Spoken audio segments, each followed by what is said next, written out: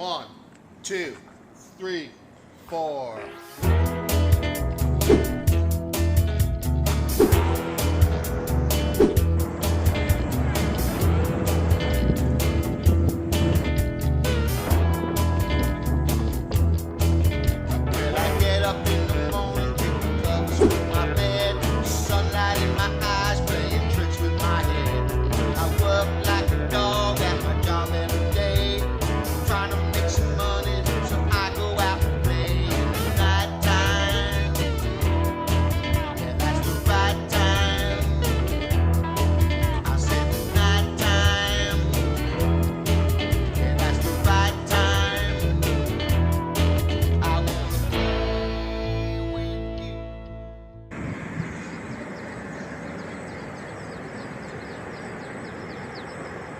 My arrival in Tenerife wasn't smooth, as you may know from the previous episode, but after the challenge of seeking discomfort, I decided to give myself a little break and take it easy.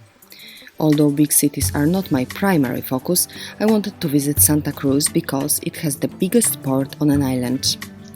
And I'm somehow drawn to the sea. Couple episodes later, I will be actually living on the yacht near the ocean.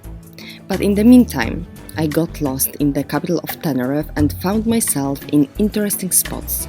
No plan, just pure discovering. Santa Cruz welcomed me with beautiful places and beautiful sentences in ugly places.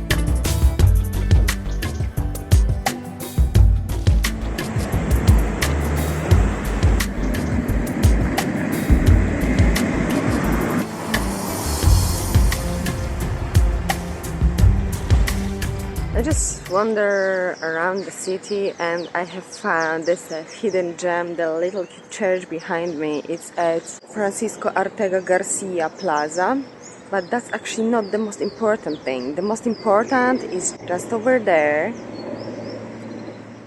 You see, everything is possible. Like, if it comes to the worst, you can even camp like in the middle of the city, as long as you don't care what the people say. When I pursued down the hill towards the ocean, the structure in the shape of sails caught my eye. The Auditorio de Tenerife has become an emblem of the city and also of the whole Canary Islands. The edifice contains two main rooms, the Symphony Hall and the Chamber Hall.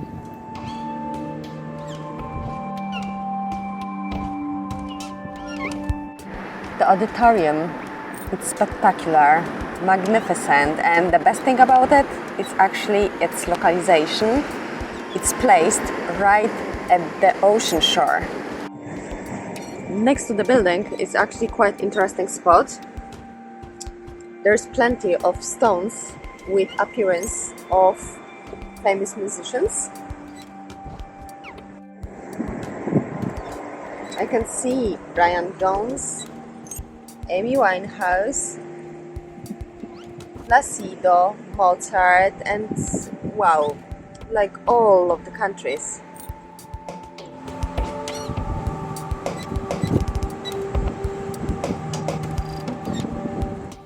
Nearby the auditorium, there is one of Spain's busiest harbors.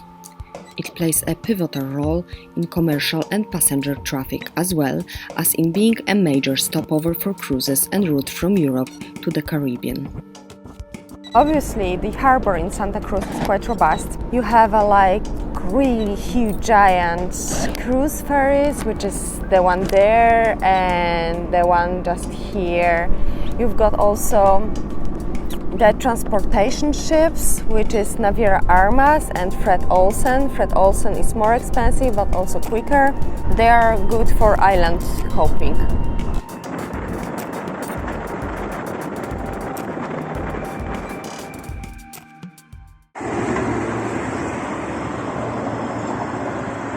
To give you the flavor of the city, I will leave you on the scene.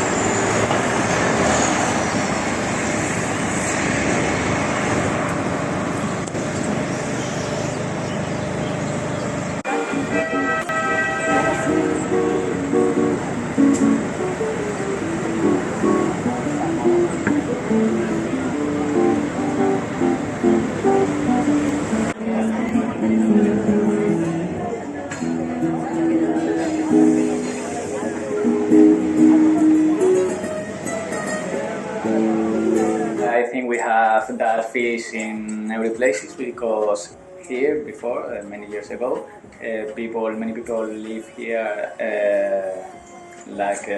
it was a port and many people work fishing. And that kind of fish is chicharro, and people here is chicharreros, people who is from Santa Cruz.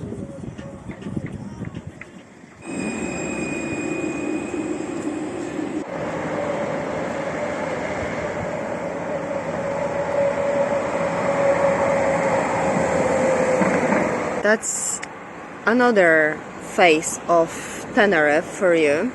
It's like a bunker, or I don't know, it's a house inside the rocks.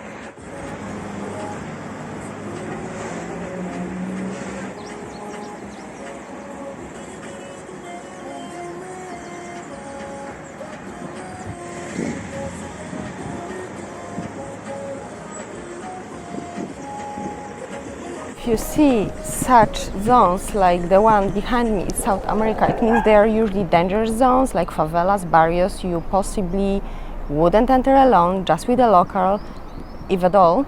But here it turns out that just average people live in there, and they certainly have great views. And of course, these houses are in way better shape than the similar ones in South America. I'm just talking about similar location.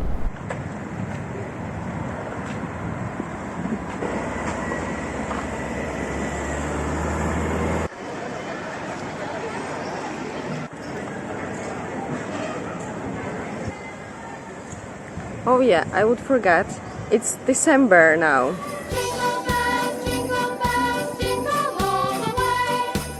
Disculpe, ¿esto es por Navidad? Sí, es solo por Navidad. ¿Y esto también? Sí, lo van poniendo durante el año.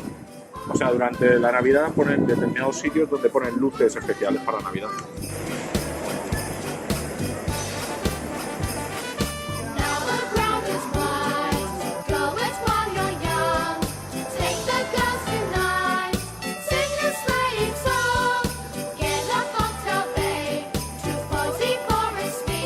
After highly populated urban zone, in fact the largest on Tenerife, I felt overcome by a desire to visit abandoned leper colony stretching on the hill above Abades. Abades is a small holiday resort located on the southeast coast of Tenerife. The town is a result of a recent development. In the 70s and 80s, the place was called Los Abriguitos, and many wooden hutments were built to supply tourists with accommodation. In 1986, all hutments were burned, and the Abades project started with a wall facing the ocean. The last elements were finished in 1993.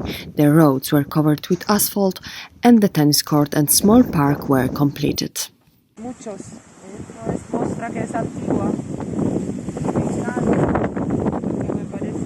It's hard to tell what attracts more tourists today, the proper holiday resort or the abandoned leprosy village, but I certainly know what I was mesmerized by.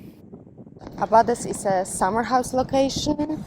It's very quiet here, of course, except the wind. Everything is well structured, very clean, no trash, everything painted white and green, and it sounds like almost abandoned city.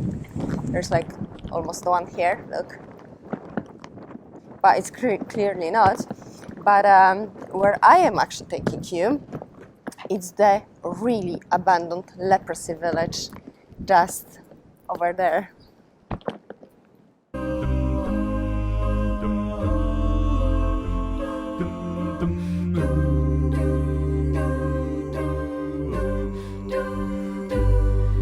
This is the end.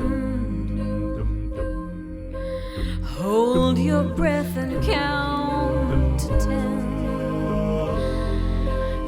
Feel the earth move and then hear my heart burst again.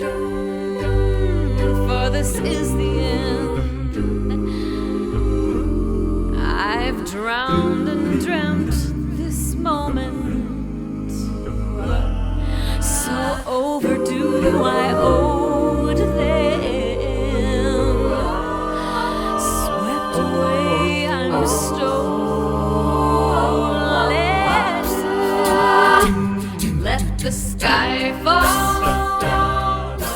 Huge cross belonging to a skeleton of a church can be spotted in the distance near the ocean. While climbing the hill, the whole ghost town reveals behind the ruined church with structures where broken beds, bathrooms and ceramic tiles mingle with the scattered trash, artifacts and graffiti. The abandoned station was built in the 40s by Franco's military as a quarantine colony to address the rising number of leprosy cases. The project was to include 40 buildings, among others the impressive church, a hospital, the largest edifice in the complex, a crematorium, a school, many bungalows and administrations building facing the sea. The sanatorium itself was to contain a dining room, exam rooms, temporary residential quarters and a recreational area. The patients were to be separated for the healthy and sick by gender. Nevertheless, the colony never hosted even a single patient as a cure was discovered before the project was completed. Afterwards, the leprosy station became a military training facility and in 2002 was sold to an Italian investment group for 17 million euros. Eventually, the site was abandoned and gradually turned into a dream spot for graffiti artists and ravers.